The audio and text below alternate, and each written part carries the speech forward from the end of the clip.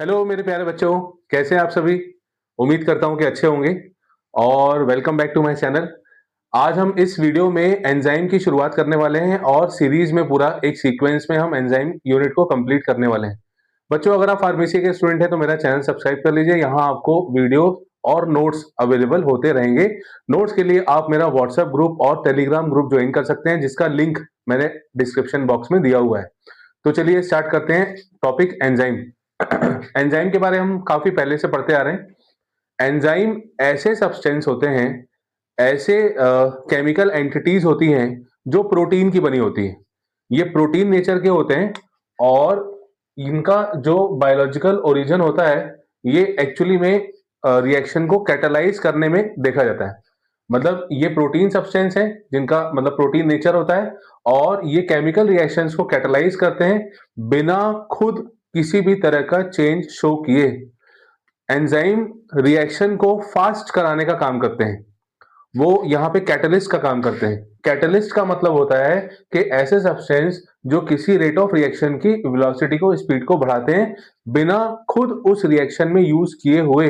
हाँ बच्चों, वो खुद यूज नहीं होते। जैसा हम उनको स्टार्टिंग में डालते हैं वो लास्ट में हमें वैसे ही मिल जाते हैं।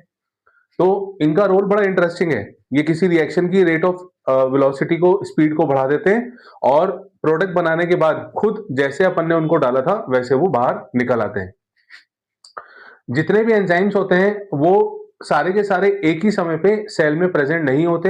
हाँ, जिस समय किसी पर्टिकुलर रिएक्शन वहां पे होती है कोई रिएक्शन, तो उस समय उस रिएक्शन के लिए जो एंजाइम रिक्वायर्ड होता है वो वहां पे बनता है और फिर उसके बाद जब वो रिएक्शन पूरी हो जाती है तो कुछ समय के बाद वो एंजाइम वहां से डिसअपियर हो जाता है। मतलब कुल मिला के जरूरत है तो बनेगा, नहीं है जरूरत नहीं है तो नहीं बनेगा।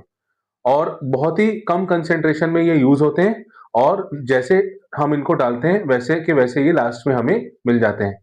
अब कुछ टर्म्स अपन को यहाँ पे समझने पड़ेंगे। सबसे पहले इसमें एक होता है सबस्ट्रेट।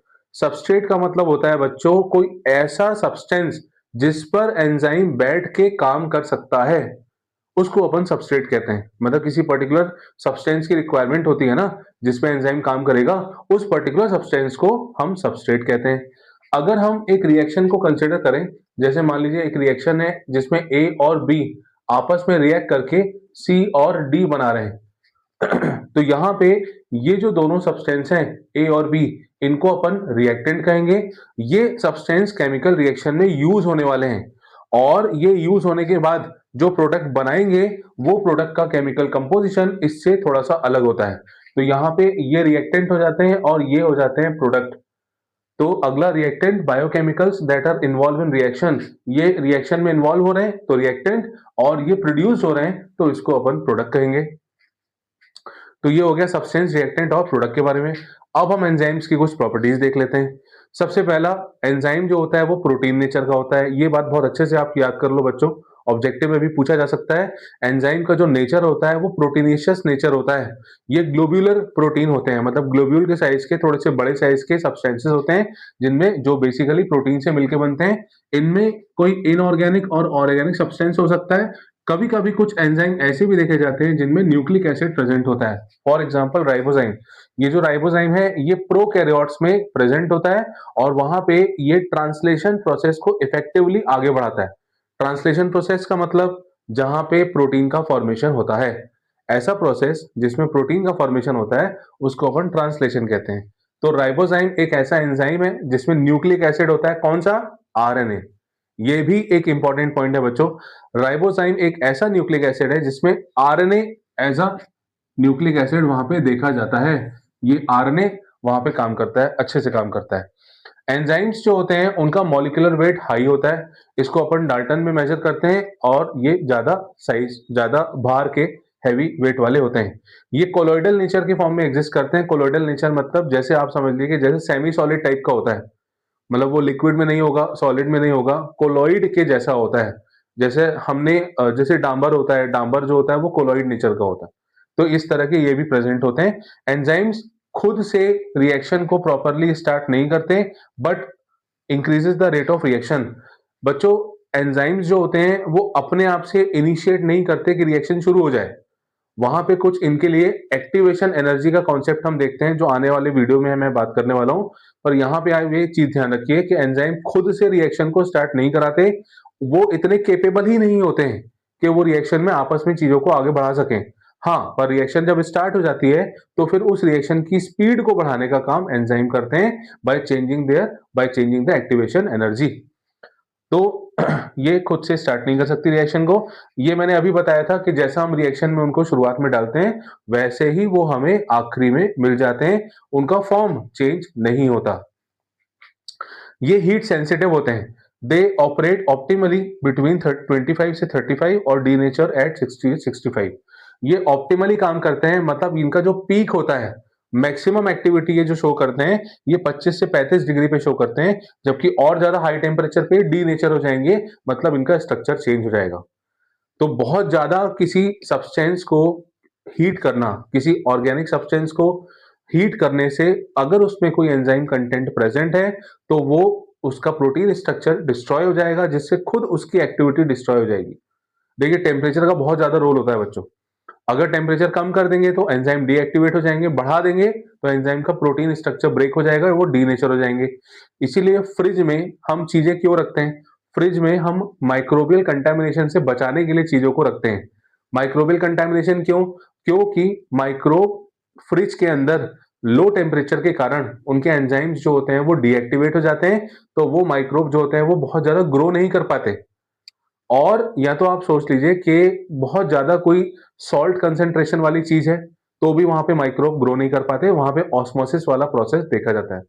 तो अगर किसी चीज को हम लो टेम्परेचर पे रख देंगे तो माइक्रोब उस लो टेम्परेचर पे वहां पे पनप नहीं पाएंगे, क्योंकि उनकी एक्टिविटी वहां पे सप्रेस होगी और एक लाइफ स्पैन पूरा करने के बाद वो निपट जाएंगे, सीधे उनको दोबारा जन्म होगा।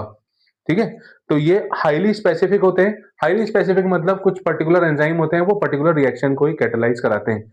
हर एंजाइम सारी रिएक्शन को कैटेलाइज नहीं कराता बच्चों। कुछ एसिडिक पीएच पे काम करते हैं, कुछ बेसिक पीएच पे काम करते हैं, कुछ स्पेशल टाइप की रिएक्शंस में ही वहां पे बनते हैं और फिर डिसअपियर हो जाते हैं। तो लास्ट पॉइंट में यही है कि वो स्पेसिफिक पीएच पे काम करते हैं। अब जैसे मान लीजिए हमारा स्टमक वाला रीजन, तो स्टमक वाले पार्ट में HCl प्रेजेंट है ना, तो HCl तो एक स्ट्रॉन्ग एसिड है, तो वहां पे जो एंजाइम काम करेंगे वो उस एसिडिक एनवायरनमेंट को टॉलरेट करने वाले होंगे। इसी तरह हमारे इंटेस्टाइन में बेसिक पीएच होता है, तो वहां पे बेसिक पीएच पर काम करने वाले एंजाइम्स प्रेजेंट होंगे। तो ये हमने कुछ एंजाइम्स की प्रॉपर्टी डिस्कस की। सबसे पहले एक मजेदार बात यह है कि पहले जो एंजाइम होते थे उन सब के आखिरी में एज लगा होता था, मतलब जहां पे भी एज ASE, जहां पे भी सफिक्स एज यानी आखिरी में एज लग रहा है मतलब वो एंजाइम हो गया। पर इसके कारण बड़ी कंफ्यूजन हो गई। अब जैसे मान लीजिए कि कोई एंजाइम है जिसका नाम है अमाइलेज, जो कार्बोहाइड्रेट का डाइजेशन करता है, तो यहाँ पे आखिरी में एज तो लगा है, ये तो समझ में आ रहा है कि एज लगा है, पर कई सारे ऐसे नाम भी आ जाते थे जिनमें एज होते ही नहीं था, तो बड़ी कंफ्यूजन होती थी कि अब यहाँ तो एज नहीं आ, यहाँ तो आखिरी में एज नहीं आ रहा है, तो कैसे पता चलेगा एंजाइम है? पहले बच्चों नाम के आगे एज लगा है तो एंजाइम, और अगर नहीं है तो कोई और केमिकल सब्सटेंस। पर धीरे धीरे क्लियर हुआ कि अगर कुछ ऐसे सब्सटेंस हैं जिनमें एज नहीं लगा है तब भी वो एंजाइम का काम करते हैं, जैसे टाइलिन जिसका दूसरा नाम सलाइवरी अमाइलेज है, पेप्सिन जो कि हमारे इंटेस्टाइन स्टमक वाले पार्ट में बहुत अच्छे से काम कर लेता है, और ट्रिप्सिन, मतलब ये ऐसे नाम हो गए जिनमें आखिरी में एज नहीं है पर फिर भी ये एंजाइम है। अच्छा, कई तो ऐसे नाम रखे गए कि जिस सोर्स से वो डिराइव हुए या जिस सबस्ट्रेट पे वो काम करते हैं। तीसरे पॉइंट में मैंने यही बताया कि किसी सोर्स से अगर कोई एंजाइम निकला है, जैसे पपेन, पपेन एंजाइम जो होता है वो पपाया में होता है। पपाया मतलब पपीता, मतलब जो डाइजेशन के लिए बहुत एक अच्छा रेमेडी के फॉर्म में माना जाता है। तो इससे मिलने वाला जो एंजाइम है उसको अपन पपेन कहते हैं। पाइनएप्पल से मिलने वाला एक एंजाइम होता है ब्रोमिलिन। तो कुल मिला के कहने का मतलब ये है कि एंजाइम के आगे एज लगा होगा, ज्यादातर केसेस में हम ये देखते हैं, पर अगर एज नहीं भी है तो भी कुछ केसेस में वो एंजाइम का काम कर सकता है, अगर वो कोई सोर्स से डिराइव किया गया है और या तो फिर किसी एंजाइम का दूसरा नाम जिसमें एज नहीं होगा, ऐसा नाम भी वहां पे देखने मिल सकता है।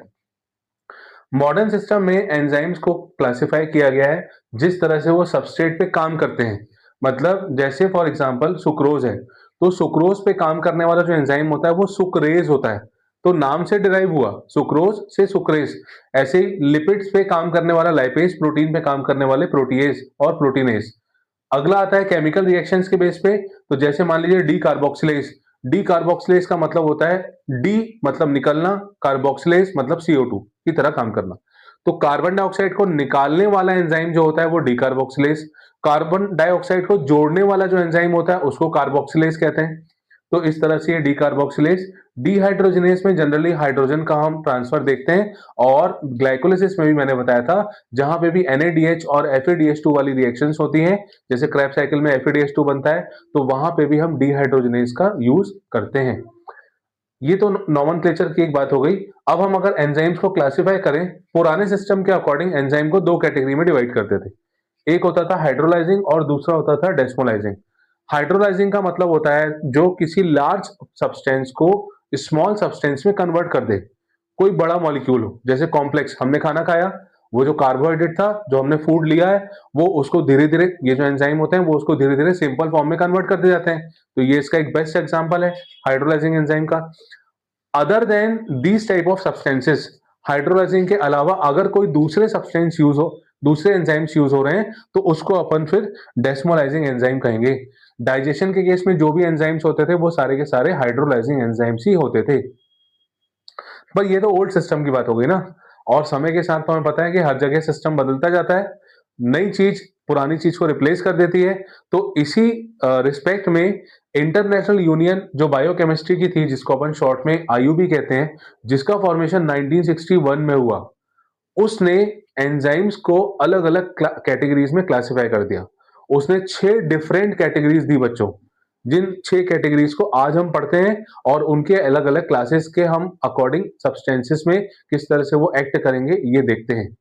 तो हम एक एक करके यहाँ पे स्टार्ट करते हैं। सबसे पहला है ऑक्सीडो रिडक्टेज।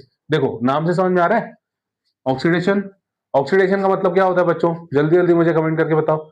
ऑक्सीडेशन का मतलब होता है, बन गया? अरे कमेंट करो भाई, मैं वेट कर रहा हूं। ऑक्सीडेशन का मतलब होता है जिसमें इलेक्ट्रॉन का लॉस होता है, और रिडक्शन का मतलब होता है जिसमें इलेक्ट्रॉन गेन होता है। इलेक्ट्रॉन का लॉस होना मतलब किसी सब्सटेंस से इलेक्ट्रॉन का निकल जाना, ऑक्सीडेशन। या फिर ऑक्सीजन की प्रेजेंस में रिएक्शन होना, ऑक्सीडेशन। रिडक्शन मतलब इलेक्ट्रॉन को गेन कर लेना, रिडक्शन। और या तो फिर उसमें हाइड्रोजन का एडिशन, रिडक्शन।